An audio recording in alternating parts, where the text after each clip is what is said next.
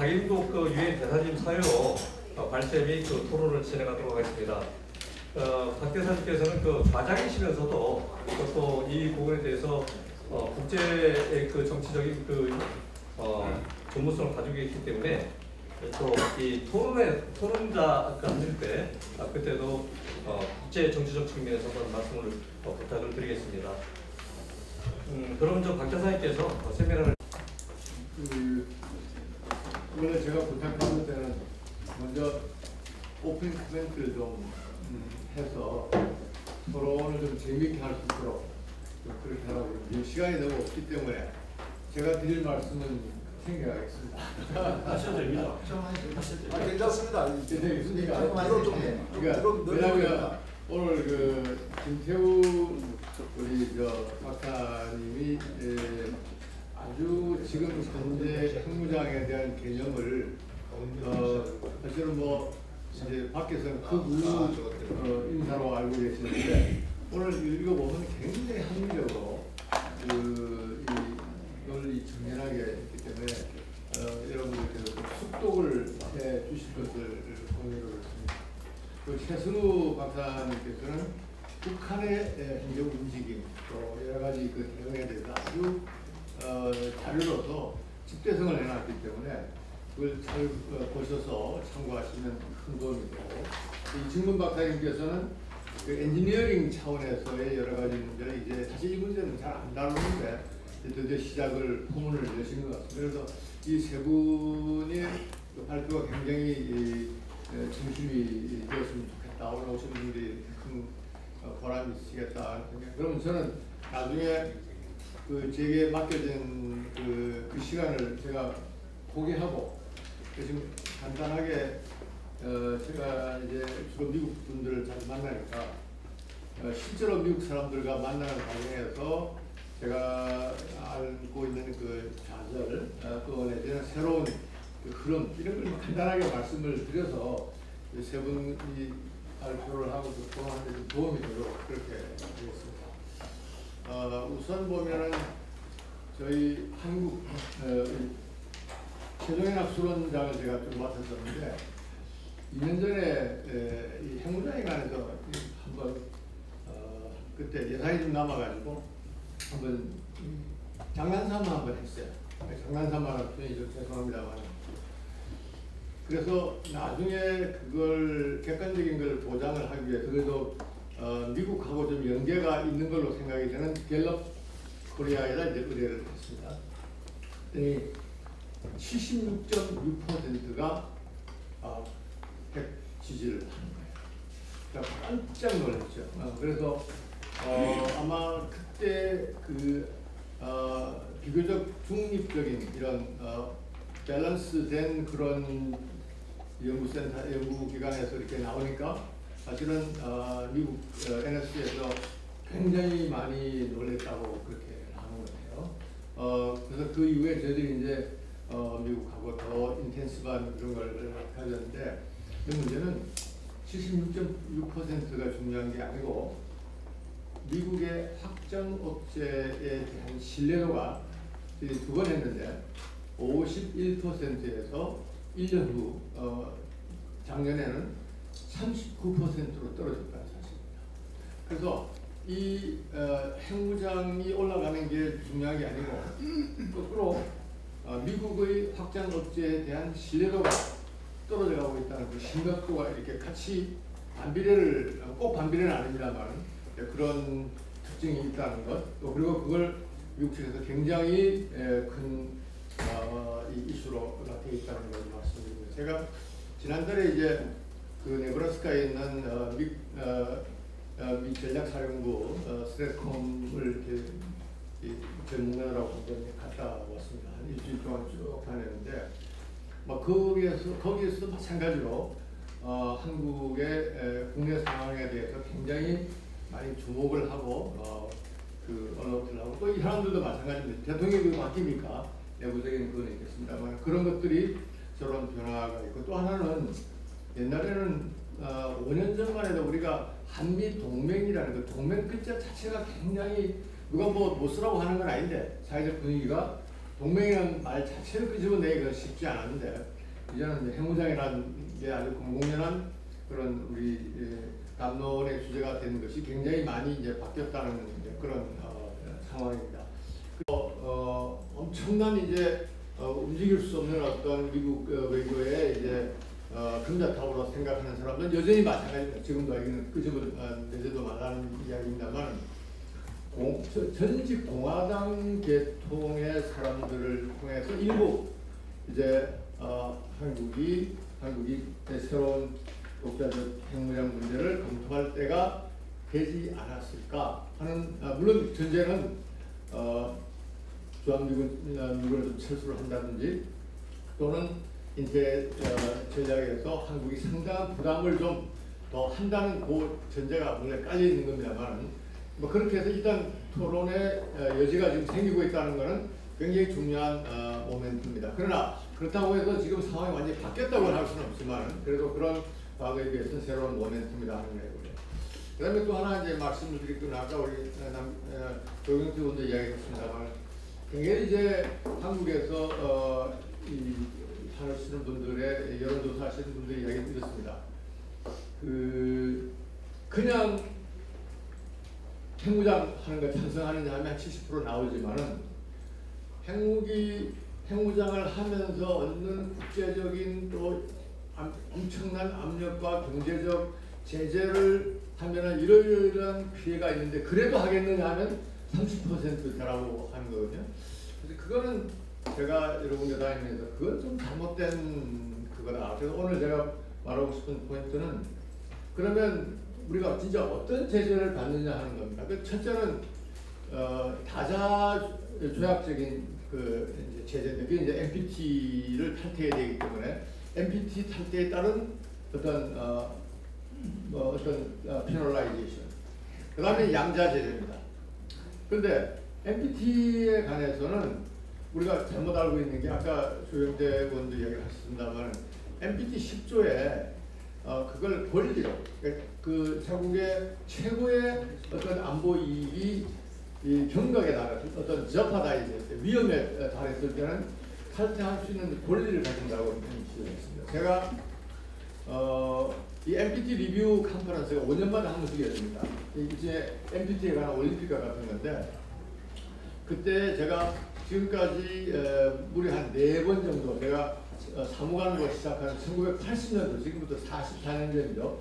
그때부터 세컨 리뷰 컨퍼런스부터 4번을 이렇게 대사대로 가고 갔는데 그때 제가 관심 있는 게 그 10조를 어떻게 할 것이냐에 대한 그 분과위원회에 제가 꼭 참석을 했습니다.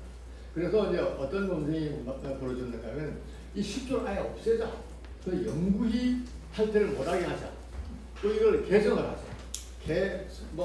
강화하자 하는 토론이 엄청나게 많이 있습니다만 지금의 이미 우리는 NPT 탈퇴를 선언할 수 있는 충분한 법적, 사실적 그런 상황에 도달했습니다. 이제 언제라도 지금 북한이 벌리고 있는 그 법적인 헌법을 바꾸고 뭘 바꾸고 그다음에 우리 국가의 안보를 저파다이자는 있을 수가 없는 거기 때문에 이미 우리는 anytime NPT는 탈퇴할 수 있는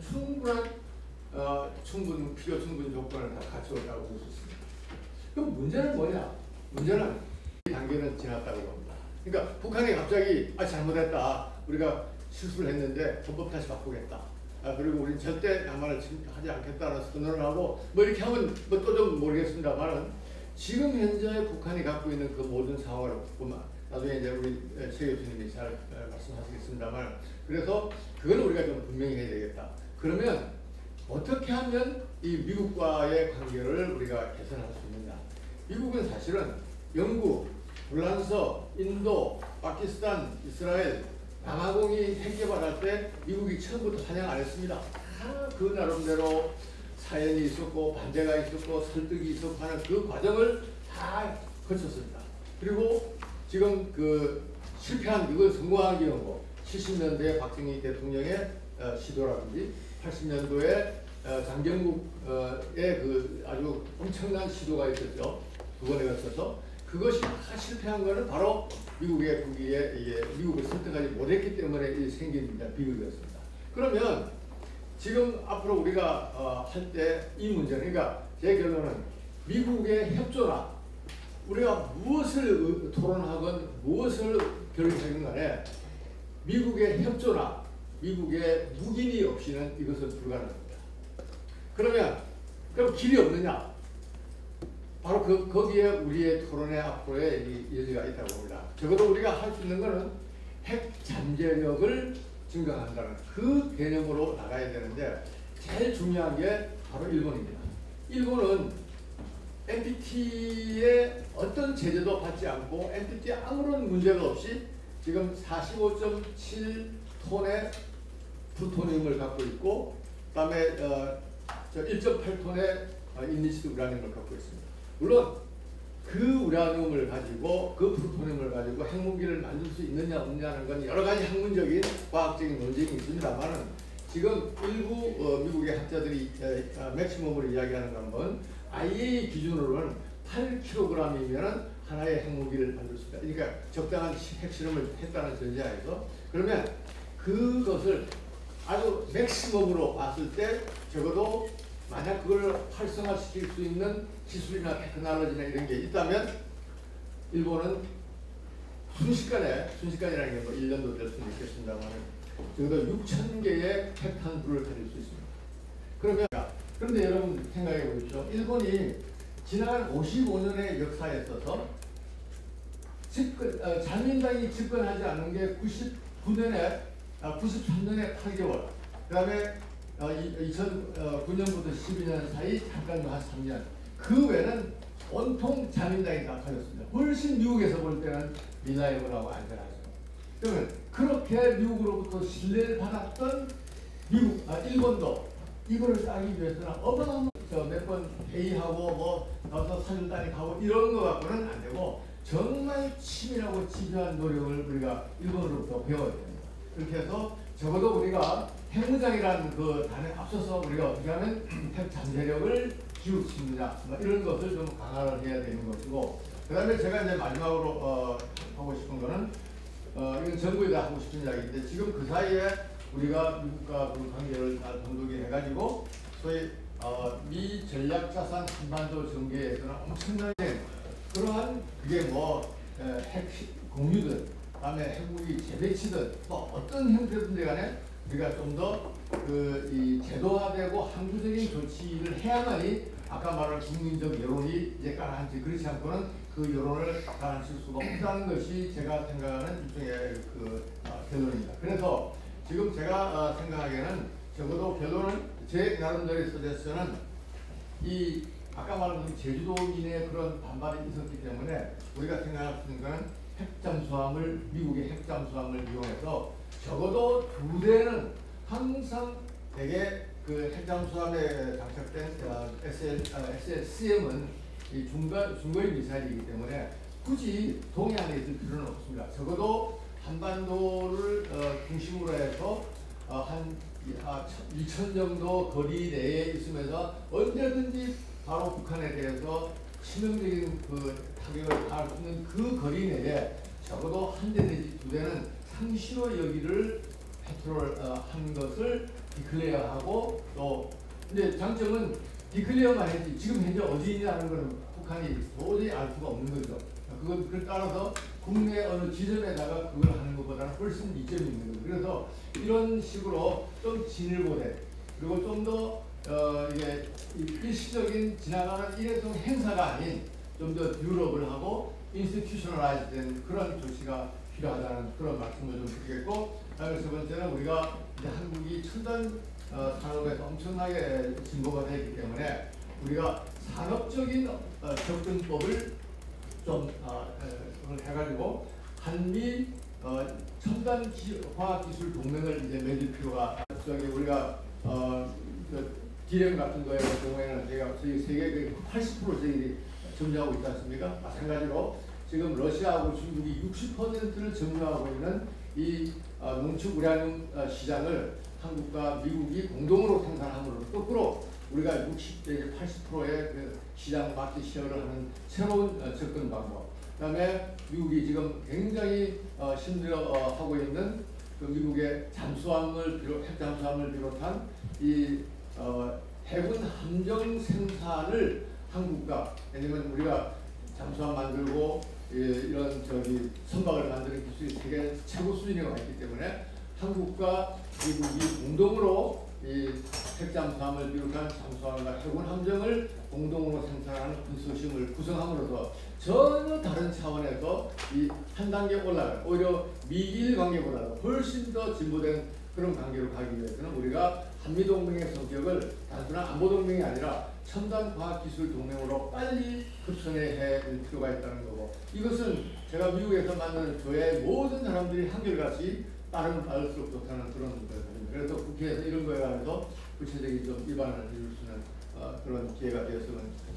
제가 이 정도로 좀 시간이 또 지났습니다. 그래서 저는 나중에는 발언을 안 하겠습니다. 예. 잠시만 우리 조배석 의원님께서 나중에 박진도 이렇게 설명해 주셨습니다.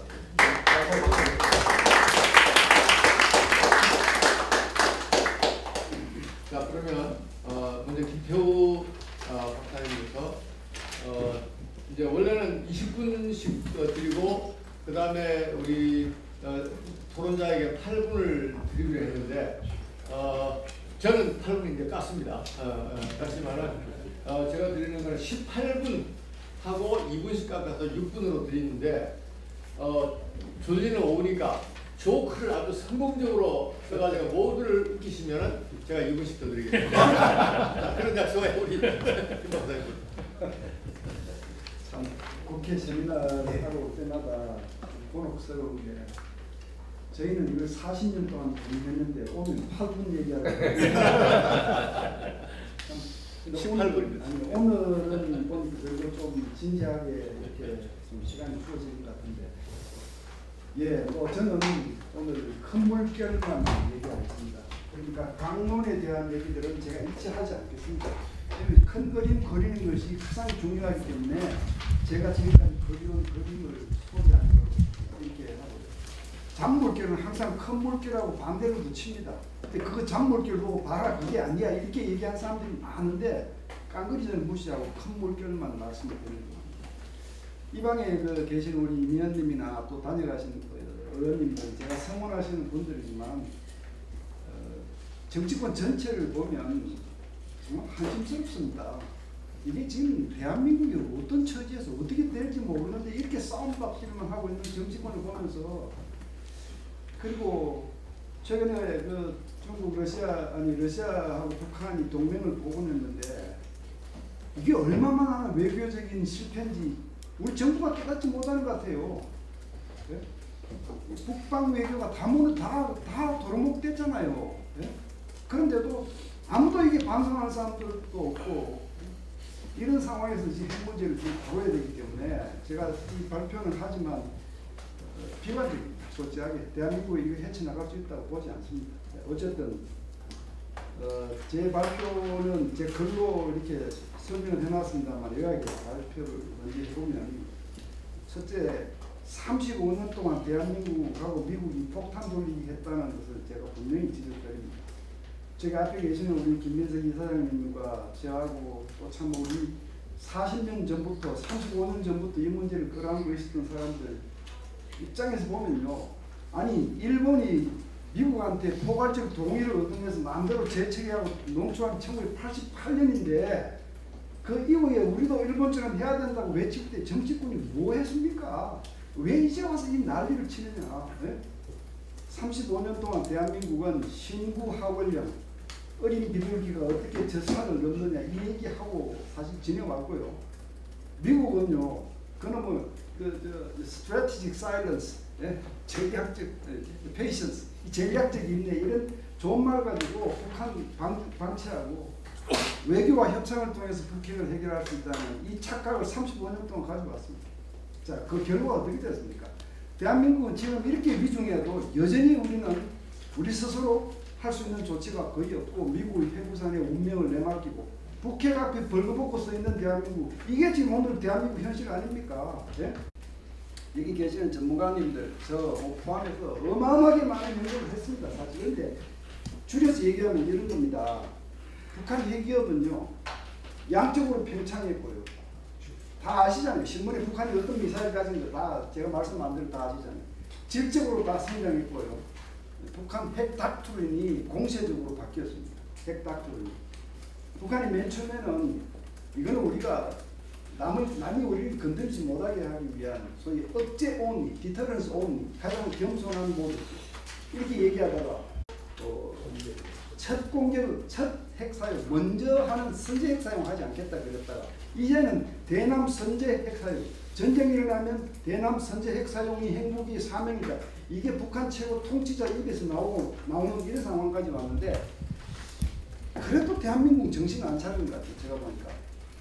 예, 정말 특히 우리 정치권 지금 이런 상황에서 싸움만 해가지고 되는 건지 정말 모르겠어요. 예? 자, 그렇고 그 다음에 또 어떤 걸 보면 알 수 있느냐 하면요. 북한이 지금 체제 불안 증후군이 굉장히 심각해요. 하고 계속하고 북한 어렵고요. 이게 핵 문제에 있어서는 우리한테는 위험성으로 다가옵니다. 북한이 내부 결속을 위해서 외부 긴장 조성을 하려고 하는 동기가 더 많이 부여되는 겁니다. 이게 우리한테 더 위험하다는 거 이런 걸 다 알고 계셔야 되고 세계의 핵 환경도 굉장히 악화됐습니다. 러시아가 지금 핵 사용한다고 난리를 몇 번이나 쳤죠. 러시아가 어떤 나라입니까?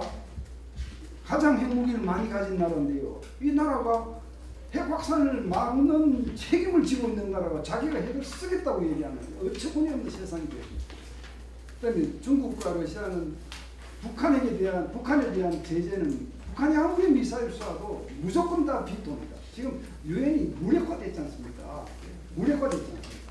이런 안보 환경 이런 것들을 다 종합해 보면 북한의 핵 위협은 정말로 심각한 상태까지 갔다.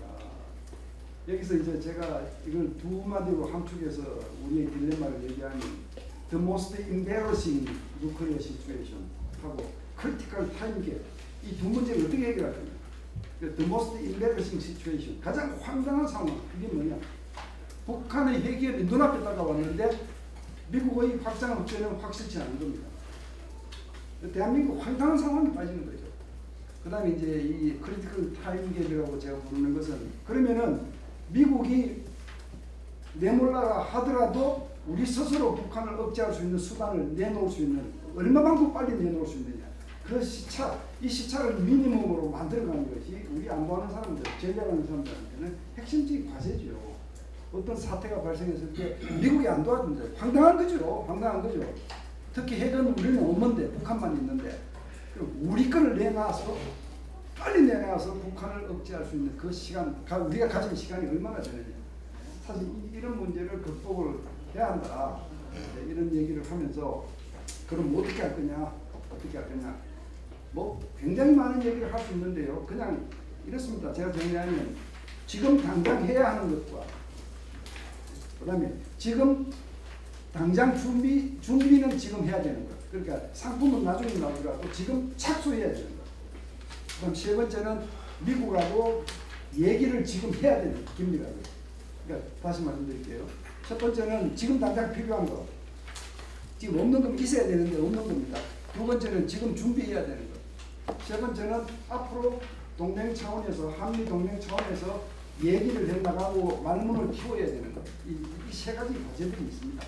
그 첫 번째 과제는 뭐냐 하면 앞서 우리 대사님 말씀하시기 때문에 제가 생각을 했는데 그게 어떤 것들이 있느냐 하면 동맹조약 바꿔야죠. 동맹조약이 지금 자동개입 조항 없지 않습니까? 동맹조약에 해부산 핵보호 없지 않습니까? 이거 집어넣고 예? 한반도 비핵화 공동선언 이거 북한이 옛날 예측에 다 버리고 지금 세계 4위 핵보유국이 된다고 난리인데 지금 이게 지금 국가가 무슨 이런 국가 체면이 어디 있습니까? 이걸 지금 검 잡고 있어요.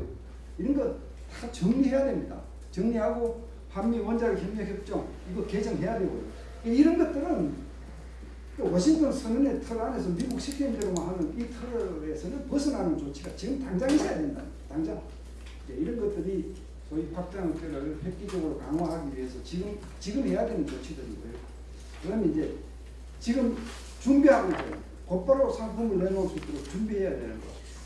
이거는 이제 남북한 핵 균형을 가야 됩니다. 지금까지 체제 워싱턴 선언의 틀은요. 누클리아 어시메트리를 상정하는 거죠. 북한만 핵이 있고 우리는 핵이 없는 상황에서 미국이 우리를 보호하는 소위 핵 비대칭 상태를 상정하는 건데, 이제는 그 다음 단계에 가면 핵 대칭으로 가야죠. 이제 누클리어 패러티로 가야 되는 거죠. 그러니까 이건 하기 위해서 우리 핵무장부터 그냥 먼저 하느냐? 그거는요, 이따 제가 말씀드리겠습니다만 그렇게 간단한 일이 아니죠. 예? 그러니까 우선 핵 공유나 전술핵 재배치를 빨리 준비하자. 이건 미국 쫄라야 됩니다. 쫄라야 됩니다. 근데 핵 공유하고 전술핵 재배치가 사실은 비슷할 수 있습니다. 핵 공유라고 하는 거는 유럽 나토식 핵 공유는 미국의 핵무기들을 유럽의 전투기에 실어서 운용하는 걸 말하는데, 거기에 비해서 전술핵 재배치는 미국이 자기 자산을 자기 일방적으로 결정해서 사용하는 겁니다. 근데 지금 한미 간의 이 협의가 워싱턴 선언이 계속 후속 조치가 나와서 핵 기획, 훈련, 뭐 정보 이런 거 다 공유하는 상태가 되면 핵 공유나 전술핵 재배치는 사실 비슷한 것이 됩니다. 그래서 지금 아까 우리 한기호 의원님 말씀하셨지만 저희들도 똑같은 그런 고민을 합니다. 이게 전술핵 가져온다면 한국의 좌파들이 난리를 칠 것이 뻔하고 중국, 러시아는 대한민국 뭐 표적 삼겠다 그런 뻔한 것이고요. 우선은 괌에 갖다 놔라는 거죠. 괌에다가 B-61 같은 이 공대지 전술핵을 갖다 놓고 한국 전폭기로 운용하는 이런 식이 되면 이게 핵 공유하고 전술핵 재배치하고 섞어놓은 것처럼 비슷하게 됩니다. 그러니까 이걸 지금 준비하라는 겁니다. 또 다음에 무슨 다른 사태가 일어났을 때 이거 상의하지 말고 지금 준비하라는 겁니다. 지금 다음에 북핵 사태 다른 사태가 일어나면 이거 바로 내밀어야 됩니다. 이 카드를 내밀어야 돼요. 예? 그 다음에 이제 또 한 가지는 우리의 핵 잠재력을 키우는 거죠. 예, 우리 핵 잠재력 얘기는 정말 35년 전부터 우리가 국방연구원에서부터 이 문제를 다루다가 이게 무슨 과격 논리라고 우리 김민석 박사님, 저 신선택 박사 세 사람이 핵 잠재력 키워야 된다는 연구 보고서를 써내다가 아무도 얘기를 안 들으니까 바깥으로 쓰니까 이게 또 과격 논리래요. 저는 사실 94년도에 국방연구원에서 그 문제 때문에 강제 사직을 했던 사람입니다. 그리고 다시 이제 복귀를 했지만 왜 이게 지금 와서 이게 난립니까? 우리 정치권, 우리 외교관, 우리 정부 왜 지금 와서 이게 난립니까? 그 숱한 세월을 다 뭐하고 이제 와서 이렇게 난리를 치느냐고. 네? 자, 지금이라도 오케이. 핵 잠재력 이거는요. NPT 말씀을 탈퇴 얘기를 많이 하시는데 NPT 탈퇴 얘기 지금 하실 필요가 없습니다. NPT에 남아있는 상황에서도 핵 잠재력 준비 상당 부분 할 수 있습니다. NPT에 어디 농축하지 말라는 조항이 있습니까? 제출하지 말라는 조항이 있습니까? 그러니까 NPT 탈퇴 얘기는 다음에 해도 되는 거예요. 대한민국은 NPT가 허용하는 선 안에서 핵 잠재력을 갖추겠다. 이걸 미국하고 협의를 해서 미국 동의를 반드시 얻고 해야 한다. 반드시 얻고 해야 한다. 이게 이제 준비해야 되는 단계입니다. 그 다음에 이제 지금부터 얘기를 나눠야 되는, 미국하고 얘기를 나눠야 되는 것은 핵무장이죠. 예. 북핵 상황이 더 나빠지고 중국 뭐 대륙으로부터 위협이 더 악화되어서 저희가 잘 알지만 일단 공식 채널이 어려우면 트랙 1.5, 트랙 2 차원에서도 한국 핵무장 문제를 미국의 전문가 커뮤니티에 확산시키고 기정사실을 만들어가야 됩니다. 근데 왜 우리 정부는 이럴 때 학자들 활용 안 하고 왜 그냥 문크를 잠가놓고 소수가 앉아서 다 합니까? 정말 참 답답한 거예요. 그 미국은요, 워싱턴에 있는 이 전문가 커뮤니티를 설득하지 않으면 미국 정부를 설득하지 못합니다. 미국 전문가들은 다 이렇게 로테이션 되잖아요. 정부하고 연구소를. 트랙 2, 트랙 1.5 활용을 해야죠. 예? 핵무장 문제는 한미 간에 협의를 해야 한다. 협의는 해야 한다. 이제 핵무장 하자 소리는 제가 아직 안 했습니다. 이제 다음 단계에서 제가 몇 번 썼는지 모르겠습니다. 지금 2분 30초 잘하고 계십니다. 자, 그런데 제가 정말 고민하는 게 전제입니다. 대전제입니다. 지금 우리가 얘기한 이런 것들을 실행하기 나가기 얘기 듣고 반박하기가 어려워요. 그런데 그 논리는요. 과거에 노무현 정부 때 자주국방, 국방비 인상 여러분 기억하시죠? 그거에서 뭐 하려고 했습니까? 자주국방 하면서 한미동맹 약화시키고 미국 나가는 풍토, 북한의 대남 목적에 부응하는 얘기를 하기 위해서 자주국방 외쳤잖아요. 네? 그러니까 어떤 사람이 핵무장론을 외치는지 잘 보셔야 됩니다. 잘 보셔야 됩니다. 만약에 종북 인사가 외치는 핵무장론을 가지고 미국이 들이대면 한미동맹이 바로 깨집니다. 바뀌어집니다. 특히 친동맹 반대, 친동맹 반대. 이 사람들은 그래 우리 한미 간에 문제 없어. 우리도 동맹을 튼튼히 가져갈 거야. 그러나 핵무장은 안 돼. 지난 수십 년 동안 습관적으로 그냥 안 된다고 외치는 사람들. 그런데 강력한 동맹파들이에요. 이게 미국의 주류입니다. 주류. 동맹을 깨자 그러면 벌쩍 뜁니다. 그 사람들. 그러나 핵무장 하면 아예 그런 소리 하지도 마. 이게 소위 친동맹 반대인데요. 여기에 대해서 탈동맹 허용파가 있습니다. 탈동맹 허용파. 이게 이제 가토 연구소에 저 벤도 박사 같은 사람이 선두주자인데, 아니 한국 일본 잘 살고 부자인데 우리가 뭐 때문에 거기 도와주느냐? 주한미군 주일미군 거기 왜 두느냐? 빼라. 그리고 핵무장 한다 시켜라. 해라고 그래라. 해서 너희들 운명은 너희가 알아서 해라. 이게 이 목소리를 듣고 미국에서도 대한민국의 핵무장을 지원한다 이렇게 여기서 착각하면요 굉장히 위험합니다. 예, 이거는 탈동맹, 말하자면 고립주의자, 트럼프의 아메리카 퍼스트의 논리의 극단적인 어떤 그런 아이솔레이션이즘적인 차원에서 하는 찬성론입니다. 이게 다릅니다. 첫 번째 사람은. 세 번째 목소리가 친동맹 찬성론입니다. 동맹도 소중하게 하지만 이제는 한국도 핵무장 시켜서 동맹을 더 강하게 해야 되겠다 하는 사람들. 이건 소수입니다. 우리는 이 미국의 세 가지 목소리를 잘 판단해서 어떤 사람들하고 동지가 되어서 어느 선까지 목소리를 내야 되는지를 잘 판별하셔야 됩니다. 제가 갔는데 제가 비행기를 타고 가면서 홍 대표님한테 신신 부탁드렸어요. 핵무장 하겠다는 얘기는 절대로 당신의 입에서 말씀하시면 안 된다. 그 얘기는 다른 사람들이 하도록 내버려두고 소위 대선 주자 쪽에 들어 계시는 분들은 핵무장 얘기를 하면 저쪽에서 오해하기 때문에 그 말씀 하시지 말라. 근데 홍 대표님 정말 말 정말 안 들으시더군요. 굉장히 강력하게 얘기를 했는데 그게 사람들 쫙 다 모아놓고 그다음에 전술을 제외지 안 하면 한국은 핵무장 할 수밖에 없습니다. 이렇게 그냥 내질러 버리니까 다음번에는 그 회의 자체가 전부 그 다음에 다른 의견은 없어요. 전부 동맹을 못 믿느냐, 왜 동맹을 못 믿느냐.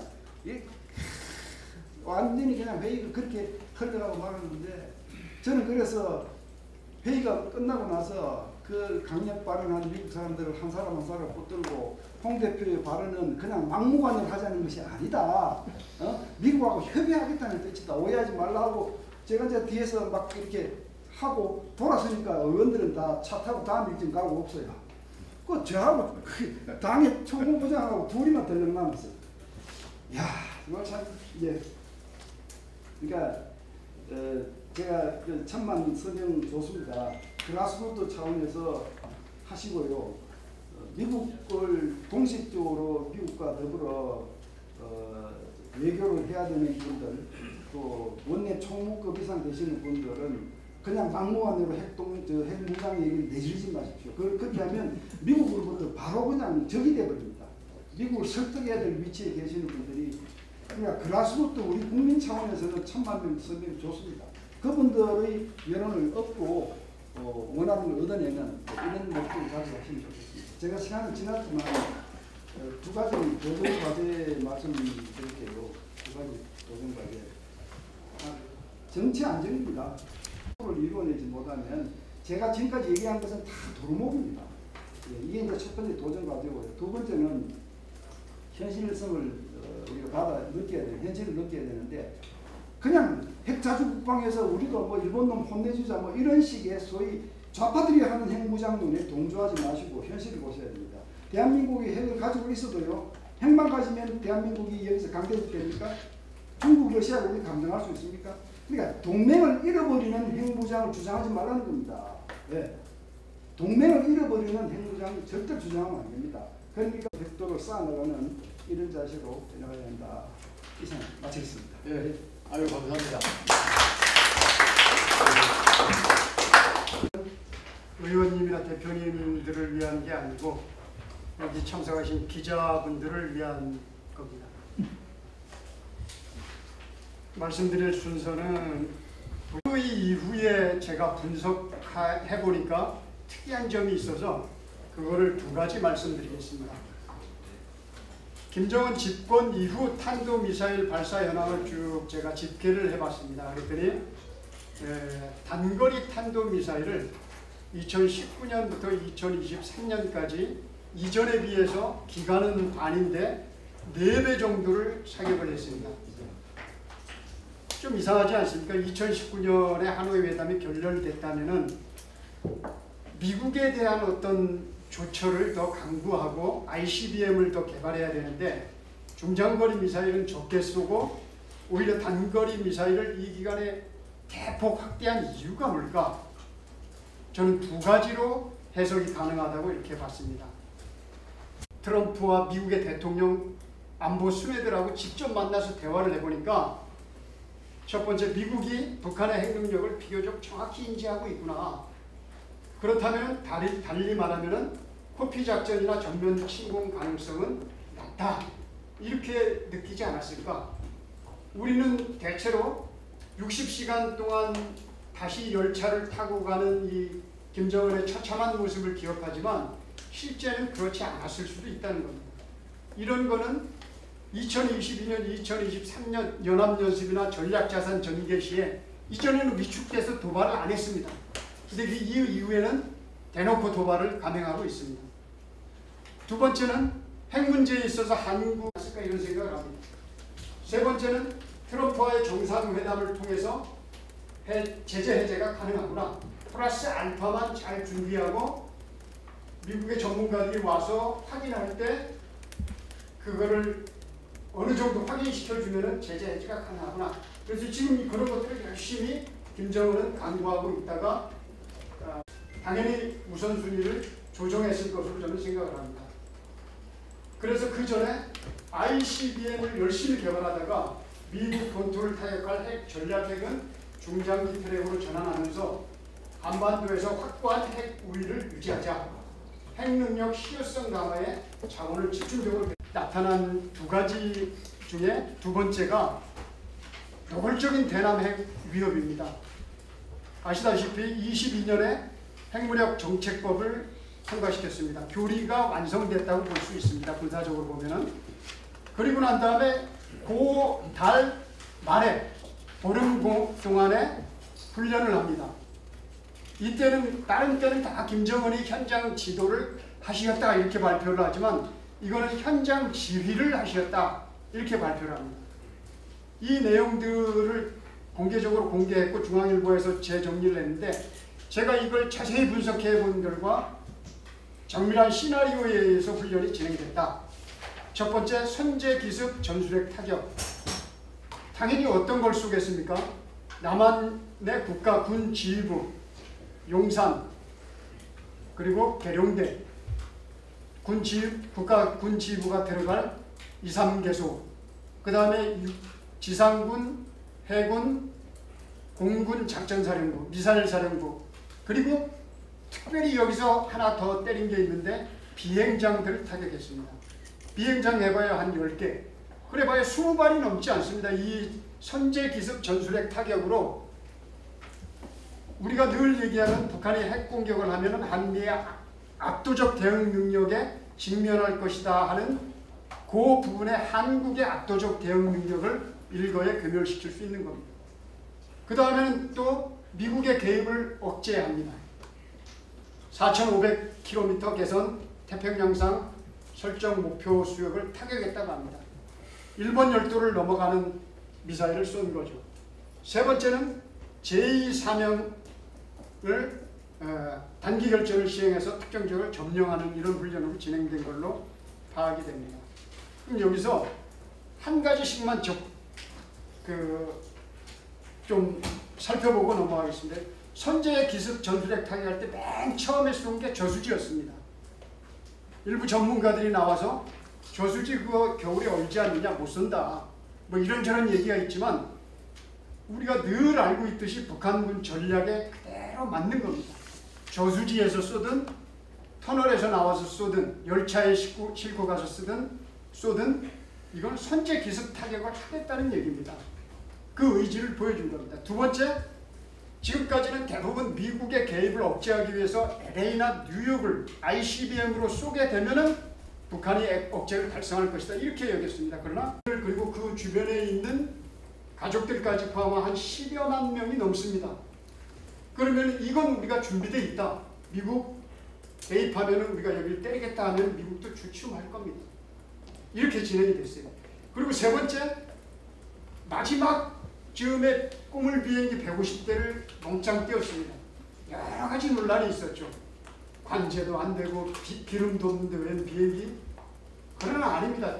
이 처음부터 선제 기습핵 전술핵 타격하고 개입을 억제하고 난 다음에는 제공권이 이때 한반도의 제공권은 당연히 북한에 있습니다. 그러면은 전방의 군단이나 사단이 전술 임무를 제2사명을 달성하기 위해서 기동하는데 항공전력으로 지원하는 것은 너무나 당연한 얘기입니다.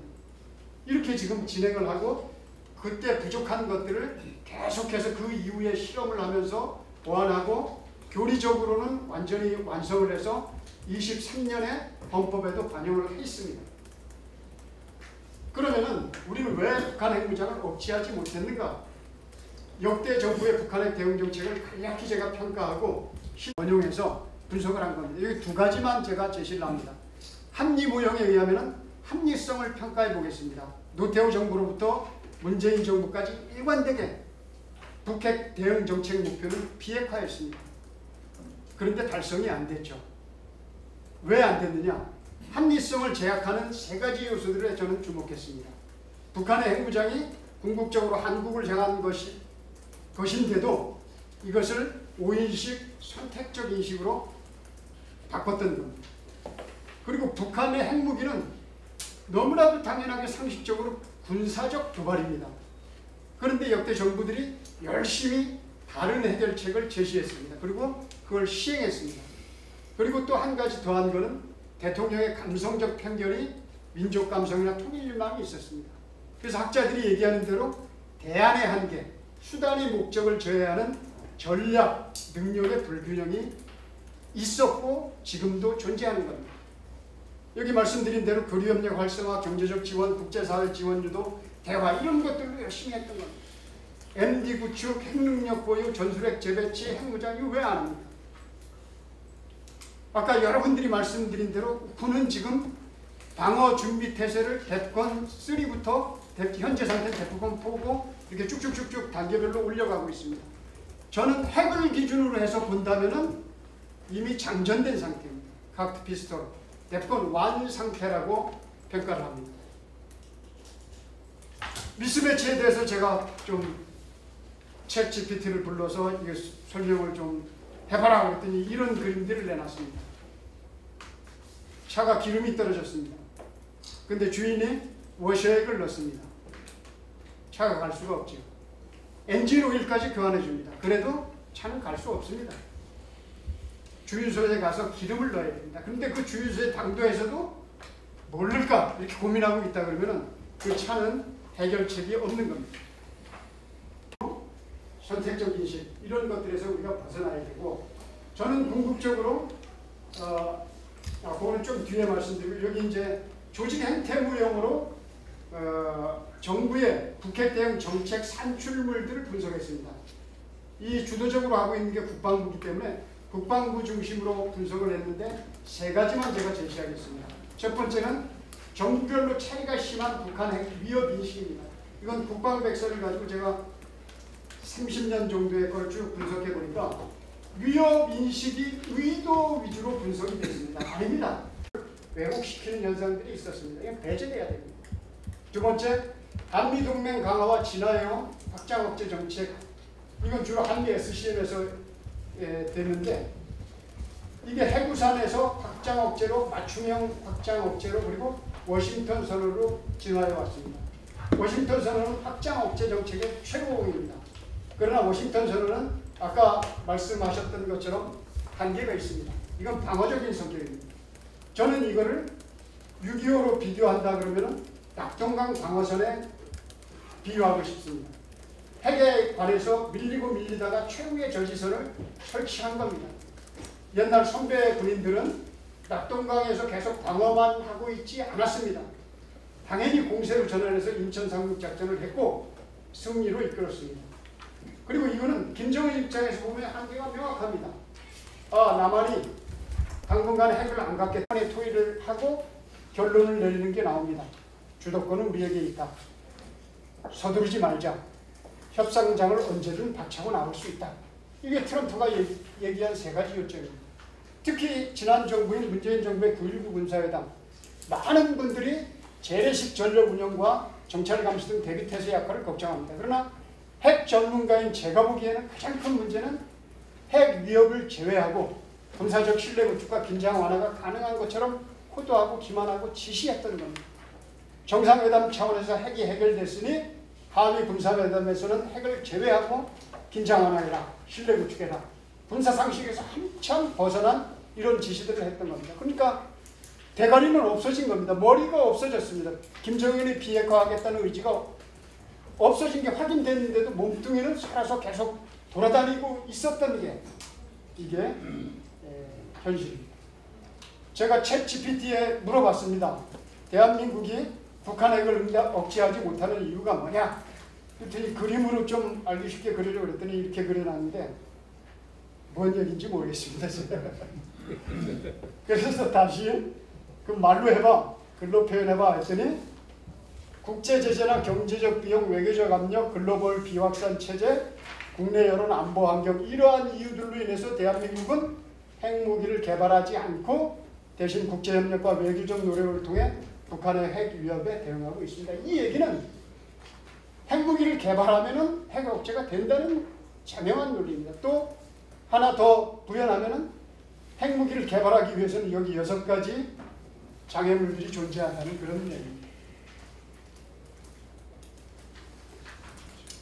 저는 북한 핵 억제 실패 원인을 크게 두 가지로 봤습니다. 첫 번째는 남북 체제 경쟁에서 승리했다는 자만심입니다. 냉전이 끝나고 난 다음에 공산 정권이 붕괴되면서 우리 국민들이 이런 생각을 다 가졌고 자연스럽게 정부의 기조로 이건 바뀌어갔습니다. 문재인 전 대통령이 2020년 이렇게 얘기를 했습니다. 경제적으로 우리가 50배나 되니까 남북 간 체제 경쟁은 이미 오래전에 끝났다. 이렇게 얘기한 연원이 2000년 통일백서에 나옵니다. 북한 체제는 이미 실패했고 변화 없이는 해상이 불가능하다. 그러나 북한이 조만간 붕괴할 가능성은 희박하다. 이렇게 얘기했습니다. 그리고 2년 뒤에는 북한의 체제 경쟁력은 TNT 175만 톤입니다. 핵무기가 개발되는 초기에 미국의 학자가 이런 걸 계산해 놨습니다. 기본 원자탄 20kgton은 과연 야포 몇만 문이 쏠 때 이게 화력이 비슷하냐? 400만 문으로 이렇게 계산을 했어요.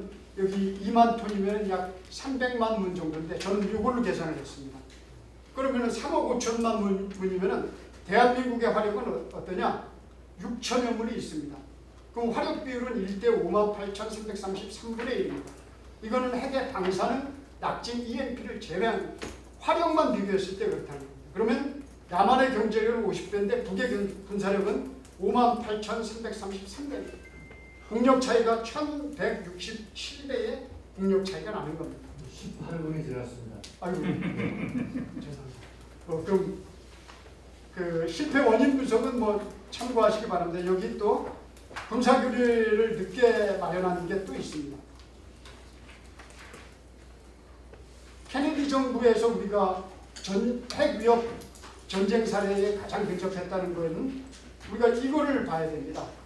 케네디 정부가 모든 가능성을 검토했고 3가지 대안을 동시에 준비했습니다. 실제 동원령도 내렸습니다. 상수의 전략 마찬가지입니다. 최후의 선택은 핵무장입니다. 1단계 저는 시행 대안으로 핵 공유를 말씀드립니다. 이건 이미 시행 조건이 충족됐습니다. 비확산 체제 내에서 추진하고 한미동맹 강화가 가능하고 단기간에 할 수 있습니다. 두 번째 전략은 예비 대안으로 핵 제조 능력 보유 핵 억제 체제입니다. 좀 길어서 죄송한데 아직 잠재력을 갖자 이런 내용입니다. 이것도 시행 조건은 충족이 되어 있습니다. 안보에도 충분히 기여합니다.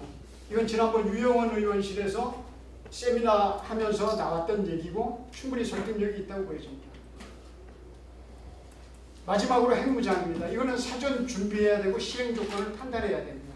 사전 준비해야 될 내용은 재처리 시설 확보 준비하고 인력 확보 및 관리 그리고 해결료 공급선을 확보해야 됩니다. 북한 요소는 이미 충족된 상태입니다. 박정희 대통령이 지금보다 훨씬 엄혹한 안보 환경에서 추진했던 내용들을 간략히 살펴보겠습니다. 냉혹한 국제안보 현실과 과감하고 호전적인 북한의 도발 속에서 생존을 위해서 여기에 의하면 결론적으로 플루토늄탄을 개발하고 1980년대 초반까지 하자 이렇게 했거든요. 그리고 ADD에서 핵무기 개발 극비 계획서를 보고합니다. 소요 예산은 15에서 20억 달러, 예상 기간 6년에서 10년을 하고 20킬로톤 플루토늄탄을 제작하는데 공중 투하 방식으로 하자. 이건 나중에 이제 배꼽 미사일 개발되면서 미사일 투하 방식으로 바뀝니다. 그래서 실제 프랑스와 협정을 맺고 계약도 체결했습니다. 갖고 오는 걸로 제철 시절까지. 근데 미국의 견제와 방해로 무산됐습니다. 미국은 외교, 경제, 군사 분야 압박을 보시는 바와 같이 쭉 했습니다. 그 이유는 한국은 핵 개발할 필요가 없다. 7사단이 나가도 2사단과 전투력이 있으니 너희를 지켜준다. 너희는 베트남보다는 전략적 가치가 높다. 우리는 염려 말아라. 박정희 대통령이 믿지 않았어요. 한국은 핵 개발하면 안 된다. 지역의 불안정성을 초래하고 일본과 대만이 핵 개발한다. 이렇게 했죠. 이 박정희 대통령이 그 어려움 속에서 추진했던 이거는 우리에게 교훈과 시사점을 줍니다. 첫 번째, 한반도라는 안보 환경에서 대한민국의 최후의 죄송합니다. 부재한 상태입니다. 우리는 결국 핵무장을 해야 됩니다. 첫째는 북한 비핵화의 완전한 달성을 위해서, 그리고 지속 가능하고 향상된 한미 동맹을 위해서, 그리고 미래 세대 평화와 번영을 위해서 해야 됩니다. 미국은 생존을 위한 한국민의 목소리에 귀를 기울이고 함께 해결 방안을 마련해야 할 가장 늦은 시점에 서 있습니다. 그리고 그 네 가지 단위가 있습니다. 한국 국민이 30년 넘게 북한의 위협 아래 살면서 평화를 수혜했습니다. 이제 인내의 한계점에 도달하고 있습니다. 지정학적 요인으로 중국으로 미끄러지는 한국을 굳건히 붙들어 세워줄 수 있는 유일한 앵커는 핵무기입니다. 한국의 핵능력은 인도태평양 지역에서 미국의 에너지 안보, 여부의 균형자론에 충분히 기여할 수 있습니다. 궁극적으로 북한의 국제분쟁 개입 및 무기 거래를 근원적으로 해결할 수 있습니다. 감사합니다. 좀 길어서 죄송합니다.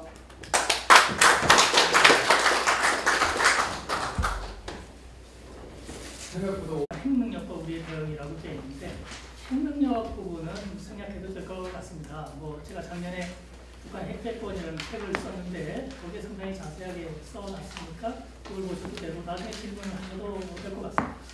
오늘의 주제는 이제 자체 핵무장 쪽이니까 과학적 관점에서 핵무장론에서 주로 제기되는 문제점과 거기에 대한 대응 방안을 위로 설명을 드리도록 그렇게 하겠습니다.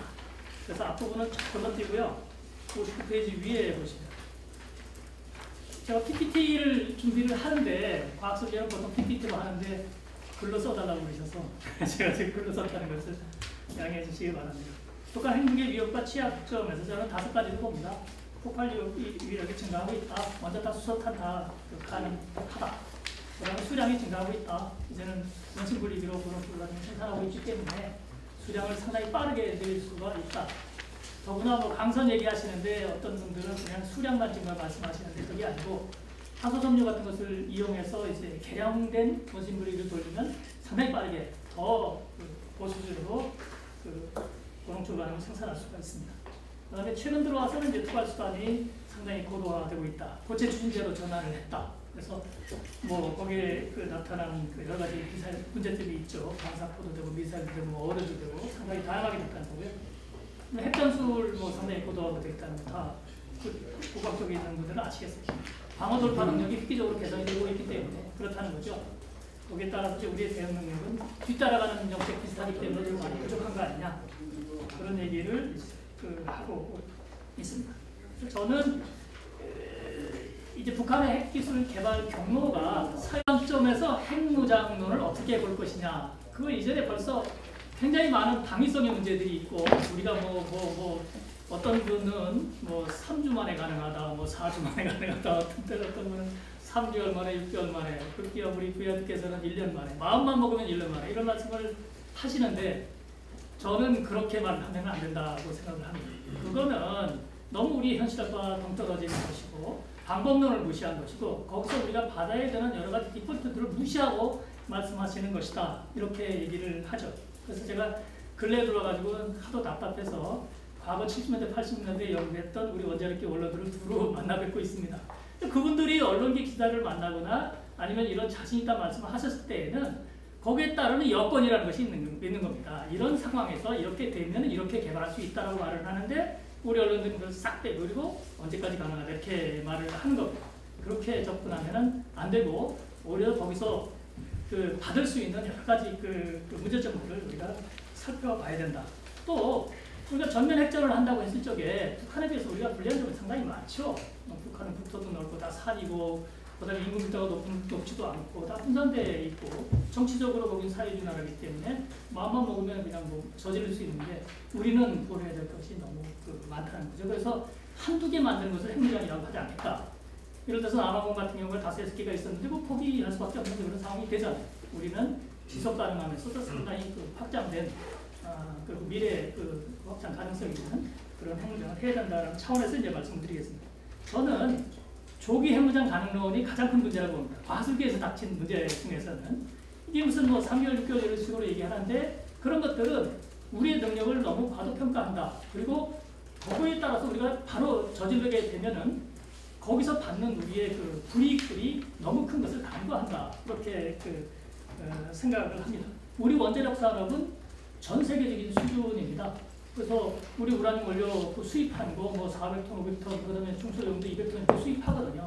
그러나 핵무기 개발용 우라늄 고농축 우라늄 1톤 확보하는데 천연 우라늄 180톤이면 됩니다.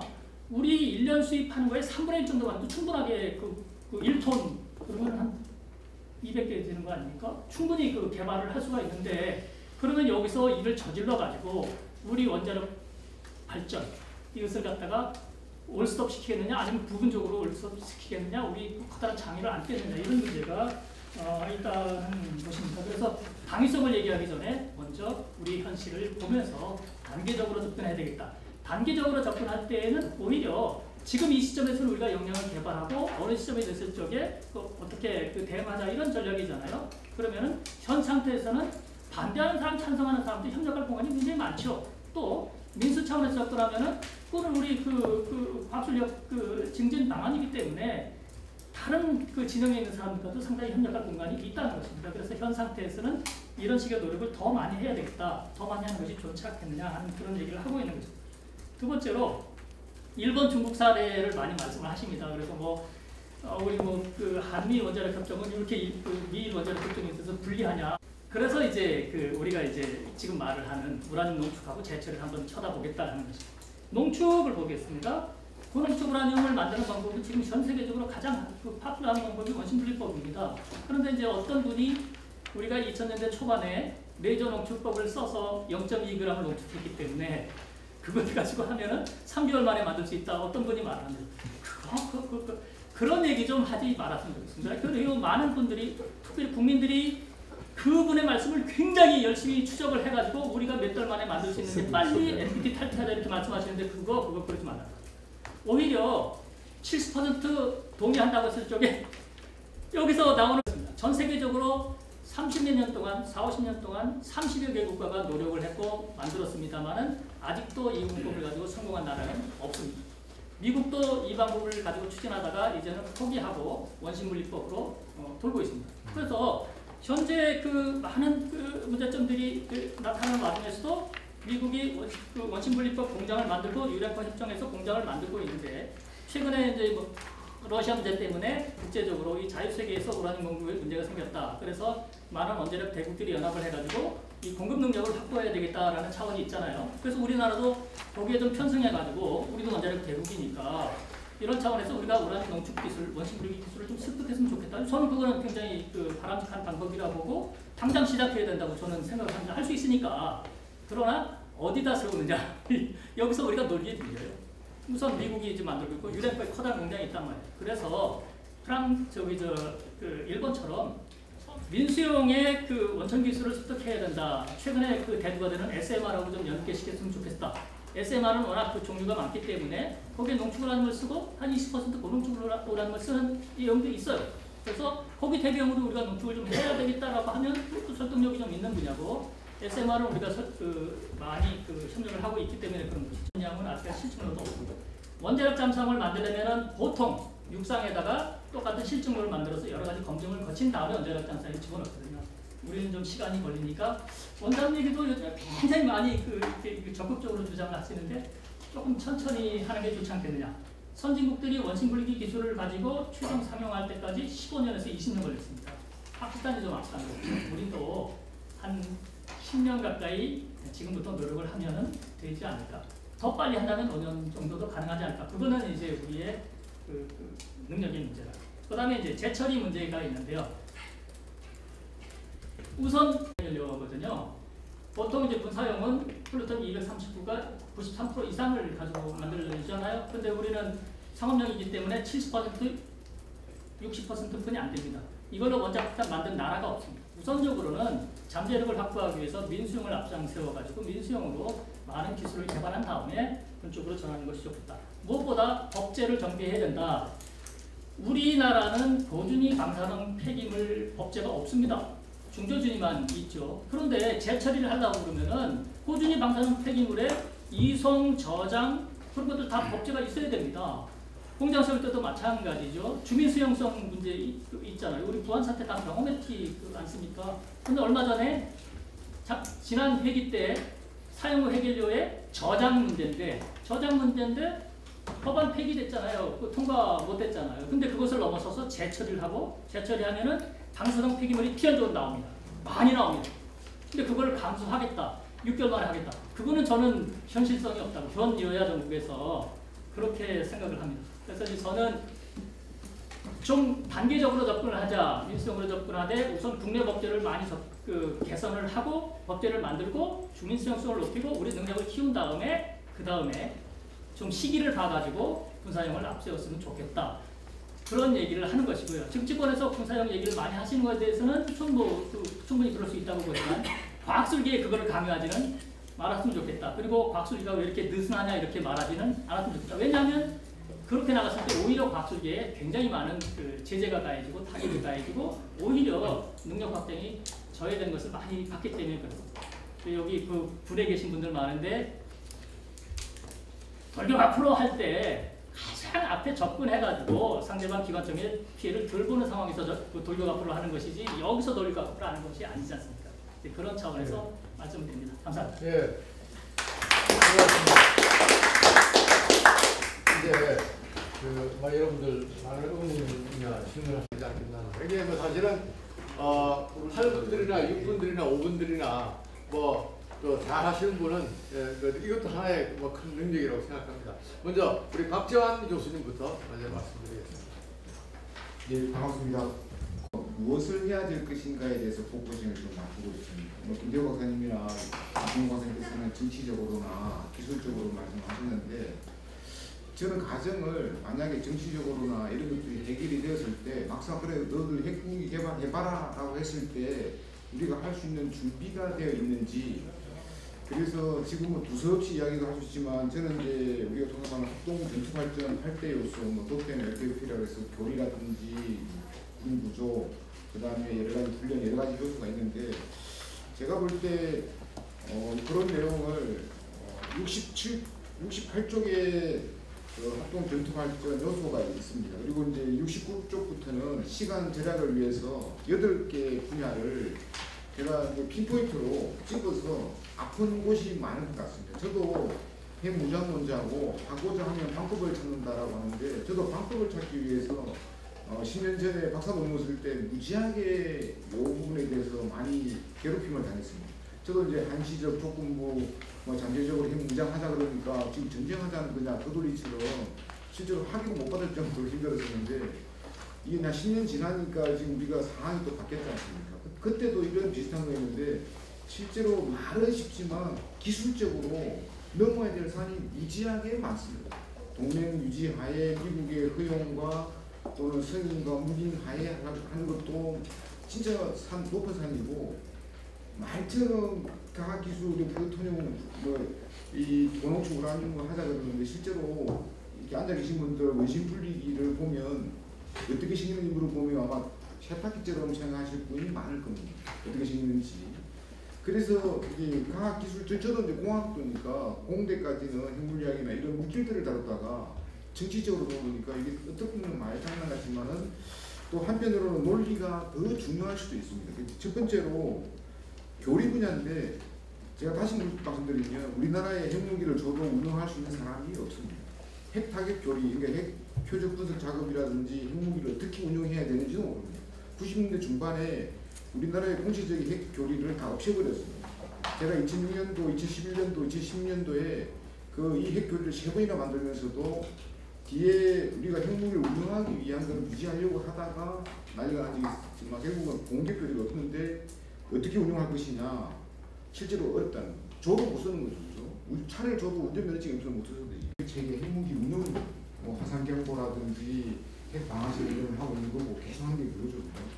과연 우리도 이제 핵 지휘통제 체계가 만들어져야 되는지 만든다고 되는 게 아니라 운용적인 측면도 생각을 해야 되고 네 번째는 무기장비 물자인데 지금 이승훈 박사님 계속 말씀하시는 게 물질입니다. 플루토늄, 우라늄만 있는 것도 아닙니다. 삼중수소나 중수소나 여러 가지 이런 수출 통제 물자들이 다 들어있기 때문에 이런 무기 물자들, 투발 수단들, 장비도 어마무시하게 많습니다.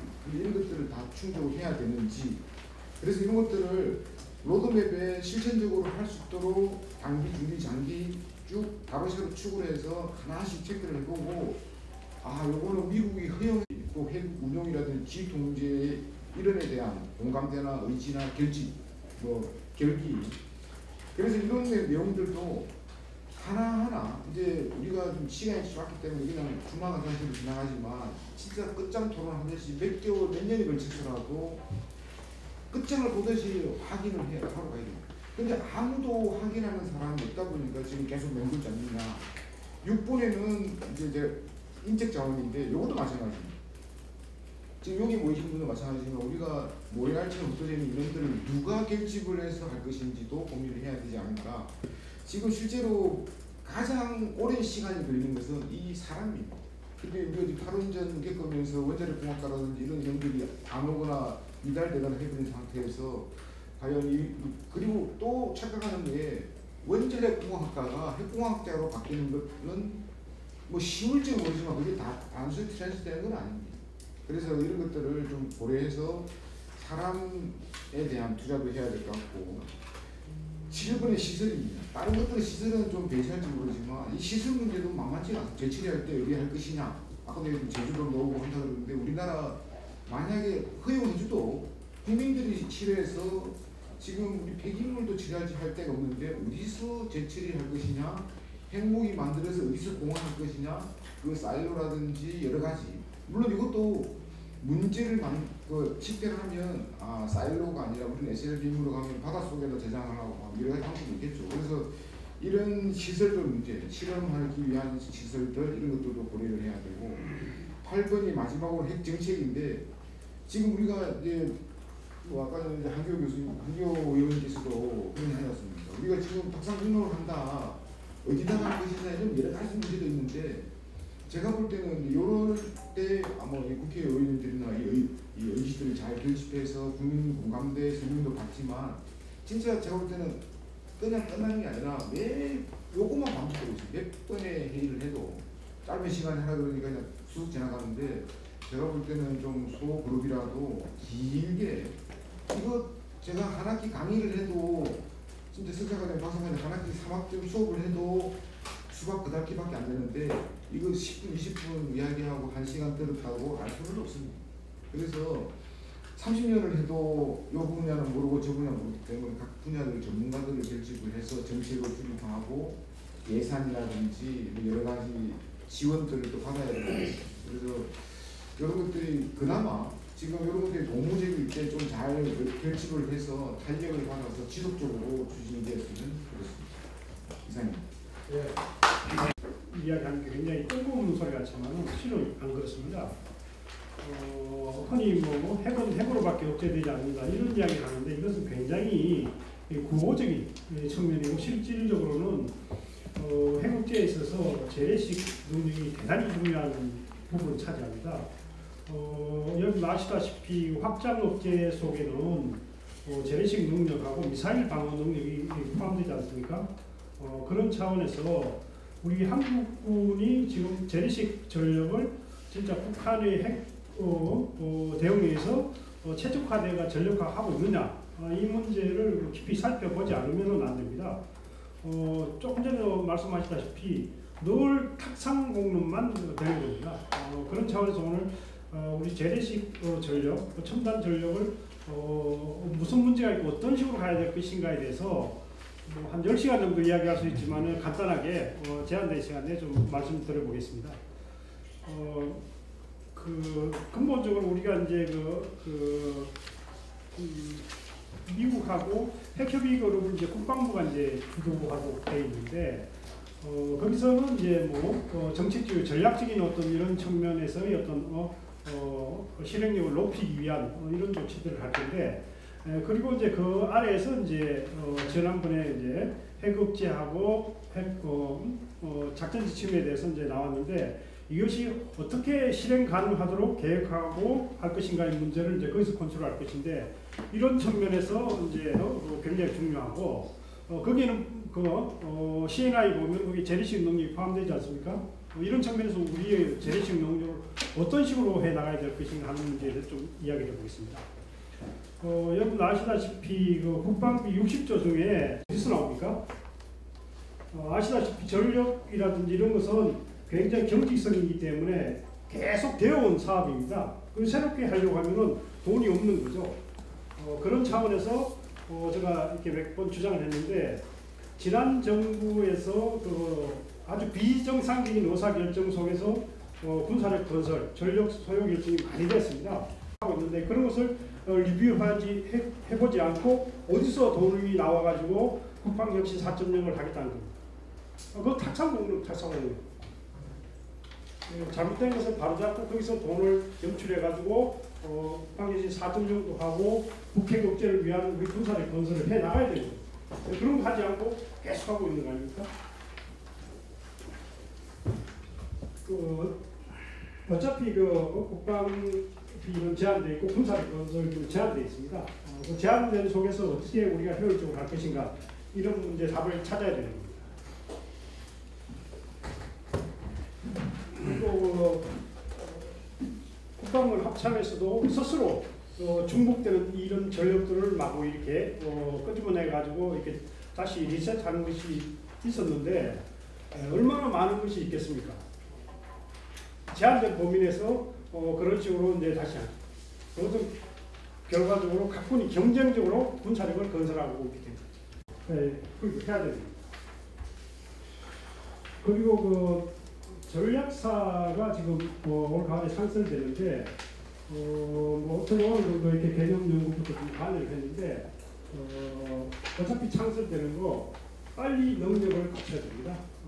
현재 능력으로는 특도 없고 또 미국 전략사하고 이렇게 어떤 수평적인 관계를 갖고 이렇게 한다는데 그걸 우리 스스로도 능력을 갖춰야 되고 또 그런 어떤 매력적인 어떤 그런 전략사가 돼야 미국 전략사 입장에서 우리도 카운터 파트너로서 인정하면서 기획으로부터 그리고 또 미사일 방어 구조 문제는 굉장히 심각한 문제인데 미국에는 미사일 방어국이 있는데 그 하나의 계획을 수립하는데 굉장히 많은 시간을 소요하면서 최적화된 미사일 방어 계획을 수립하고 그에 따르는 어떤 능력을 이렇게 확보해 가는데 우리의 미사일 방어는 한마디로 이렇게 그런 어떤 청사진 속에서 진행되는 것이 아니고 전력 단위별로 지금 가고 있는 겁니다. 더 근본적인 문제는 이제 우리가 연합작전 체제 속에 있기 때문에 미군 교리의 기준에서 이것이 이제 어떤 곳을 방어할 것이고 우선순위가 무엇인가라고 하는 것을 결정하는 겁니다.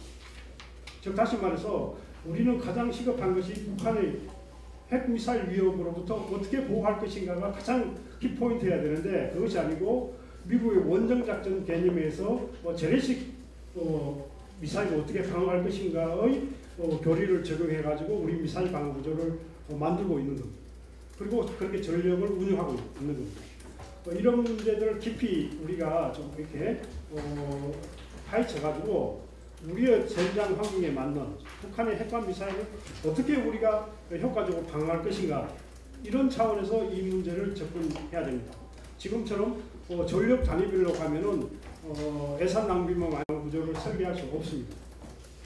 그 외에도 그 지난 정부에서 수많은 어떤 잘못된 의사결정 속에서 지금 우리 군사력 건설이 돼가고 있는데, 이것을 처음부터 다시 살펴볼 필요가 있다, 이렇게 말씀드리겠습니다. 이상입니다. 네, 감사합니다. 잘 설명해 주셨고요.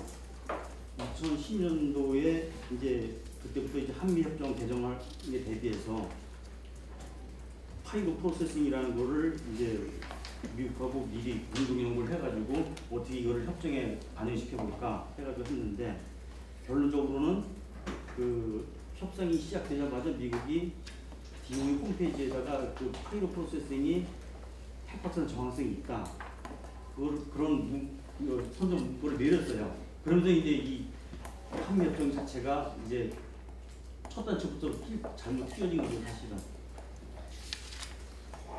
여기서 이게 지금 의미하는 건 뭐냐면은 한반도 비핵화 공동선언 때문에 그걸 준수하면서 협정을 해서 얻어낼 수 있는 게 아무것도 없다는 겁니다. 그래서 농축 실험에 대해서 말씀드리면은 아까 뭐 이중근 박사님께서 말씀하셨지만은 JS 뉴클리어 서플라이스로 해가지고 원자력 술통제 회의고 거기서 술통제 정책을 결정합니다. 미국 대표단이 그 정보공유 회의 시간에 이제 발표를 하더라고요. 한국이 그 농축 우라늄을 하고 있다. 그 뭐냐면은 왜 너네 신고 안 하고 하느냐, 그거죠.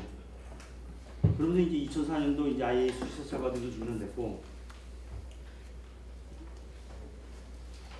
그러면서 그 팀이 다 해체됐었어요. 사실 해체됐는데 제가 그 팀을 살리려고 안정동이어서 불리라는 이 농축 실험을 이걸로 하자 해가지고 이제 시작을 했어요. 이걸 했더니 미국이 또 이제 시기가 미국하고 프랑스가 이거 술통제해야 되겠다. 그 술통제 한다는 얘기는 거기에 관련된 장비를 수출할 때 안 했다는 거거든요. 기술을 보유하지 않는 국가에 대해서는, 보유하지 못한 국가에 대해서는. 그래서 그거를 어떻게 풀었냐면 우리나라 그 과학자들을 데려다가 우리 연구 사람들이죠.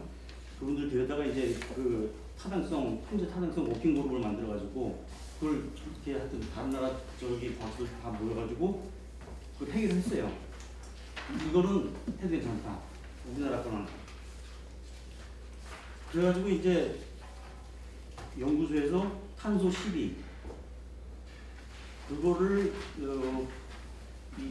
레이저 농축법으로 이제 농축을 해가지고 99.99%까지는 그 실증 검증을 했어요. 근데 이 탄소 12냐 여기 지금 써 있는 이터뷴이나 실리콘 28 이런 것들은 전부 다 안정동위원소입니다. 이거는 피셔너블 하지 않기 때문에 통제 대상이 되질 않아요. 그리고 지금도 이런 물질을 사다가 연구소에서 실험하고 아이도 보고 다 합니다. 우리 우라늄 안 좋다. 그래서 지금 이렇게 쉽게 말씀드리면은 쌀하고 보리쌀을 찔 수 있는 방앗간이 있는데 지금은 쌀 찔는 방앗간은 실험을 못하고 보리쌀 찔는 방앗간만 운영하는 거예요. 지금 그렇게 이해하시면 돼요. 그리고 이 지금 어떤 식으로 이렇게 이거를 녹축을 활동을 하고 있냐면은 그 탄소 12 같은 거는 양자 센서, 컴퓨터 이런 데 활용하고 있고요. 그다음에 미국이 99.95%까지 해서 이제 활용하고 있고, 그다음에 이터뷴 171 이런 거는 그 양자 컴퓨터 큐비트 소재를 사용하는데 이터뷴 171은 1g에 1억입니다. 1g에. 그다음에 이터뷴 176은 1g에 한 2, 3천만 원 된다고 합니다. 그다음 실리콘 28 이거는 그 AI 기술에서 그 데이터들을 인코딩, 디코딩 할 때 그 소재 물질을 쓰는데 고순도의 SI가 실리콘이 필요합니다. 근데 그거를 지금 러시아가 원심 분리법으로 99.95%까지 달성해서 지금 이제 러시아가 공급하고 있는 아직도 그 가격은 형성이 안 돼 있다고 합니다. 아직도. 그다음에 아까 미협정은 여러분들이 말씀하셨고 미협정 그러니까 우리나라 사람들 지금 한미협정 개정하면은 핵 잠재력 핵무기 만들 수 있다 얘기하는데 핵 잠재력만 키울 뿐이지 미협정 원자력 협정 8조 2항에도 군사이용 금지 조항이 있기 때문에 일본도 그래서 핵잠을 마음대로 못 만드는 겁니다. 그다음에 이 한미협정이라든가 지금 이 상황들을 보면은 그것이 핵 잠수함 및 원전 수출에 대한 함의를 보면은 우리나라에 들어오는 모든 핵물질은 평화적으로 사용하겠다고 엔드 유저 스테이트먼트 꼭 써줍니다. 진짜 할 필요가 있느냐? 기술적으로 가능하냐? 기간은 언제나 걸리냐? 국제사회 제재가 있다는데 진짜 제재가 있느냐? 그 다음에 요새 AI 기술이 굉장히 발달하고 있고 제가 볼 때는 AI 지금 현재 로봇에 AI 칩이 탑재되는 순간 제가 볼 때는 제2 MPT가 생긴다. 벌써 이미 미국은 거기에 대해서 작업을 시작했습니다. 그 다음에 확장 억제 강화에서 아까 여러분들이 뭐 나토식 공획, 동아시아 조약 다 말씀하셨지만 저는 전번에 다른 국방 포럼에 가가지고 농담삼아 이런 얘기를 했습니다. 핵무기 렌탈은 어떠냐? 사람들이 웃더라고요. 근데 제가 보기엔 이거 지금 생각해 볼 때가 된 것 같습니다. 심각하게. 빌려줘라. 우리가 쓰면은 다시 만들어줄게. 아니면 도로 돌려줄게. 그 다음에 잠재 능력 확보 관련해서 제가 이제 이 핵격산, 우리나라 핵격산 정책을 최초 연구한 사람인데 옛날에 구소련이 공산권 국가의 핵 확산을 통제했고 서방 세계는 미국이 통제했습니다. 그래서 미국이 통제를 받은 우리나라는 현재 이 모양이고 구소련이 통제받았던 북한은 지금 저런 상태고 그래서 제가 조소협정, 조중협정을 구해서 보려고 많이 노력을 했는데 못 구했어요. 이걸 왜 들여다보려고 했냐면 미국한테 봐라. 중국이 갖고 러시아는 오히려 핵무장을 도와줬는데 이런 협정이 다 있고 그럼 우리는 뭐냐 이거지. 그래서 이런 것들을 앞으로 협상하실 때 써먹어라. 그 다음에 소극적 안전보장 얘기를 지금 안 할 수가 없는 게 2022년 1월 달에 NPT 바로 50주년 회의가 있었습니다. 그때 P5 지도자들이 공동성명을 발표했는데 미국이 핵 불사용 원칙을 자기가 채택하려고 노력을 했었어요. 그게 뭐냐면 중국의 핵 전략이거든요. 그러면 로포스트 유수 정책이 미국이 채택하면 우리나라 소극적 안전보장을 못 받는 겁니다. 근데 우리나라가 NPT 가입하게 된 결정적인 이유가 이 소극적 안전보장이거든요. 그 다음에 양자 기술 지금 벌써 제가 알기로는 얼마 전에 우리나라 대표들 미국 갔다 왔습니다. 양자 기술. 너무 세미나 열기도 부족하고 긴장이 계속 돼가지고 제가 IC 프로젝팅으로다가 질문 한번 드리겠습니다. 이걸 맞추신 분은 제가 끝나고 요 앞에서 커피 한 잔 시원하게 드리겠습니다. 여러분 세계 3대 거짓말이 뭔지 아십니까? 우리나라에서 3가지 거짓말. 네? 정답이었다. 옛날 버전하고 요새 버전이 옛날 버전은요. 처녀가 시집가기 싫다. 네. 장사가 밀지고 판다. 오케이. 노인이 빨리 죽고 싶다. 그래. 이제 요새는 그게 아니고요. 네. 요새는 판검사가 공정하게 한다. 둘째, 정치인이 오로지 국가와 민족을 위해서 공부하겠습니다. 근데 김철호 원장님이 말씀하시는 거와 제가 말씀드린 거 다 말씀드렸는데 한 가지 지금 결정적이 빠졌어요. 세미나 때 발표 시간과 토론 시간을 제때 끝내는 적이 없다. 그래서 오늘 어차피 조금 늦었는데 저는 이제 위기관리 차원에서 왜 이 핵무장 주장을 해야 되느냐. 앞에 발표하신 분들이 우리가 유사시에 미국이 이 옵션에 대해서 이게 작동이 안 됐을 때 어떤 말로 닥쳤던 기회가 안 돼야 되겠다. 뭐 이 논리 아니겠어요? 그런데 지금 우리 그 북한 그 핵 도박 때문에 우리 국민들이 뭐 피로감에 빠져있냐 어쩌고 이런 얘기를 하지만 실질적으로 그 절박함에 얼씬을 끼자면 핵무장 찬성 70% 나온다는 거죠. 우리가 다양한 핵 옵션을 선택해서 가는데 그것을 우리 혼자 할 수 없다는 것을 우리가 다 인정했지 않습니까? 상대가 있다는 거예요. 그렇다면 우리가 상대를 그 움직이려면 어떤 식으로 해야 되냐? 그게 이제 잘 얘기하는 게 뭐냐면 그 제가 옵션에 나타낸 그 포트남의 그 양면 게임이라고 그러는데 그게 이제 국내 정치와 국제 정치가 상호 연계돼서 상호 협상하는 과정을 풀이하는 거거든요.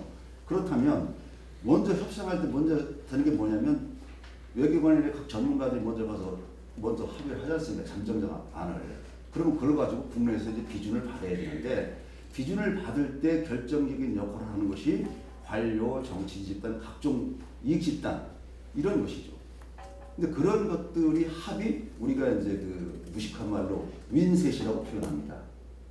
그것을 우리가 어떻게 창출하느냐 이것 때문에 우리가 핵무장을 주장을 하는 것입니다. 그러면 아까 논의가 됐지만 지금 현 정부 들어서 워싱턴 선언이라든지 지금 핵 억제 및 작전 지침 공동성명하고 있는 것은 역대 정부에서 해보지 않았던 굉장히 획기적인 진전된 발전이고 성과임이 분명합니다. 그러나 그것은 일반 국민들이 봤을 때는 뭐 어느 정도 우리 보수층에서는 뭐 뭔가 듬직하다 이런 느낌이 있을 수는 있지만 심리적으로는 그럴 수 있지만 내면을 쳐다보면 휴지 제목에 불과할 수 있다는 가능성이 매우 높다. 왜? 그것이 가능하냐 아느냐 여부는 미국의 제일 무서운 게 그거 아니겠어요? 국제 제재를 해서 경제 폭망, 외교 외투에 대해서 우리 완전히 제2의 고난의 행군 북한처럼 되지 않겠냐? 벌벌 떨게 만드는 거 아니에요? 그 다음에 두 번째는 이제 우리 보수층이 우리 하는 게 뭡니까?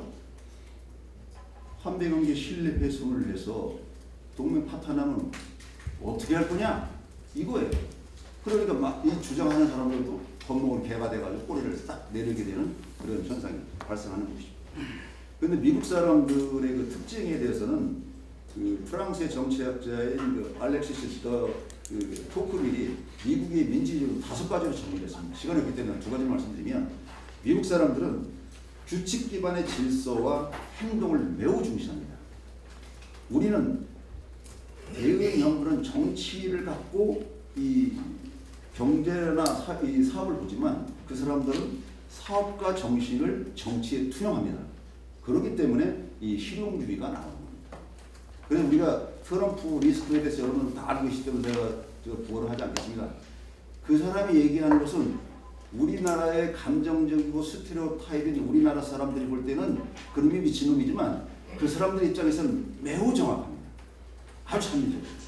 그 다음에 우리나라는 보수 정당이 동맹을 중시하지만 미국은 의외로 민주당이 훨씬 더 동맹을 중시합니다. 공화당은 그렇지 않습니다. 반대 현상이 있어요.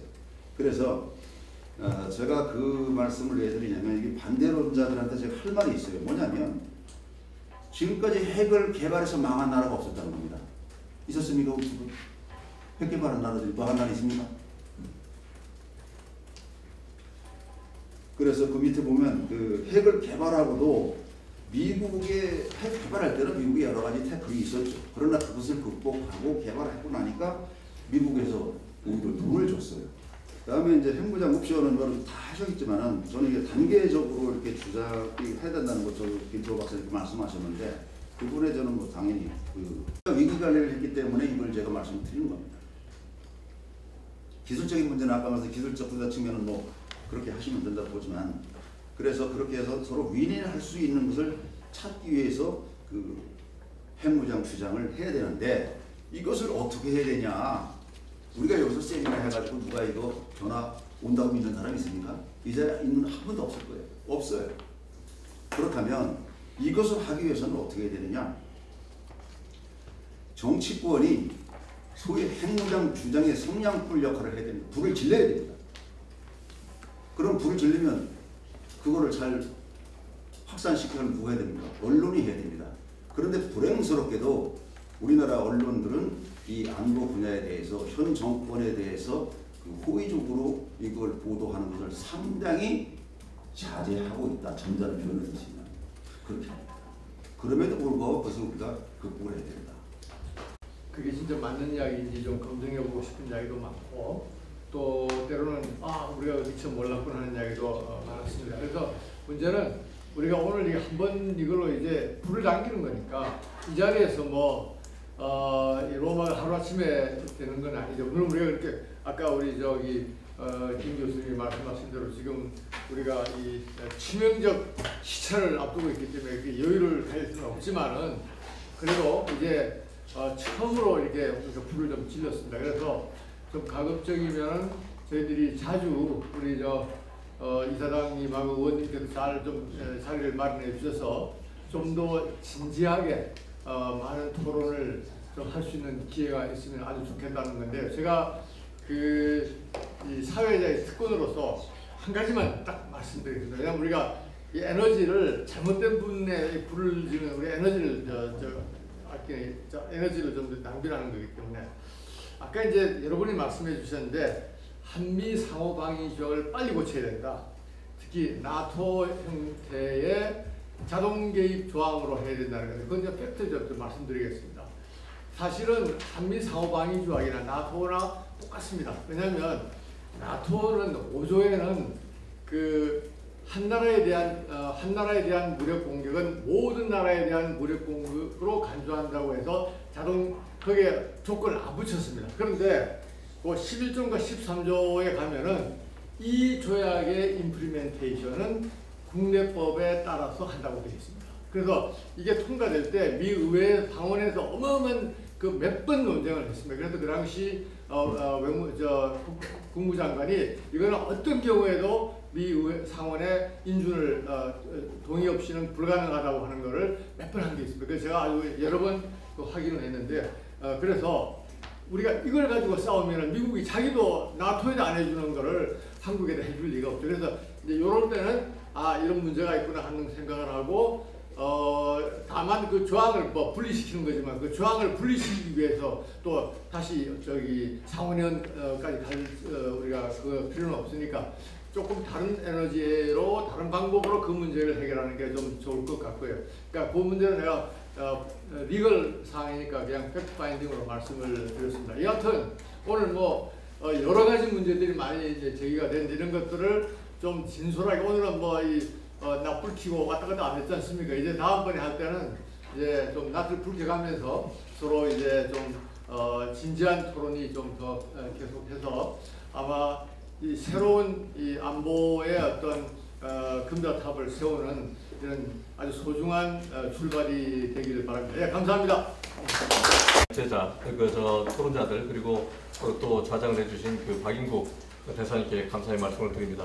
오늘 아까 우리 조배석 의원님께서 오셨는데 저는 잠시 계시다 가실 줄 알았어요. 근데 지금까지 다 들으시고 메모하시고 우리 조배석 의원님을 위해서 박수 한번 부탁드리겠습니다. 네, 오셨는데 우리 조배석 의원님께서 좋은 말씀 부탁을 드릴게요. 네, 오늘 제가 가다가 복도에 전자로 된 포스터를 봤어요. 그래가지고 근데 관심이 있는 주제여가지고 그래서 제가 2시에는 좀 무슨 일정이 있어서 늦게라도 가야 되겠다 했는데 마침 그때부터 중요한 발제를 시작해서 제가 오늘 정말 너무 많이 배웠습니다. 예, 너무 많이 배웠고요. 근데 하필이면은 우리 대표님 성함이 김근태 그 다음에 김민석 예. 민주당 쪽에 있던 예, 근데 보니까 성향도 완전히 다르시고 다르신데 제가 오늘 이렇게 정말 제가 너무 많은 공부가 되었고요. 그리고 또 정책뿐만 아니라 실제로 원자력 부분에서 공부하시고 이런 분들 정말 많은 도움이 되었습니다. 예, 앞으로도 좀 이런 기회가 있으면 자주 참석하겠습니다. 너무 감사합니다. 뭐 저도 많이 느꼈거든요. 소중한 분들이 정말 많이 오셨습니다. 여기에 계신 분들 실력만 합쳐도 잘 그 추진 전략을 만들 수 있겠다 하는 그런 생각을 했습니다.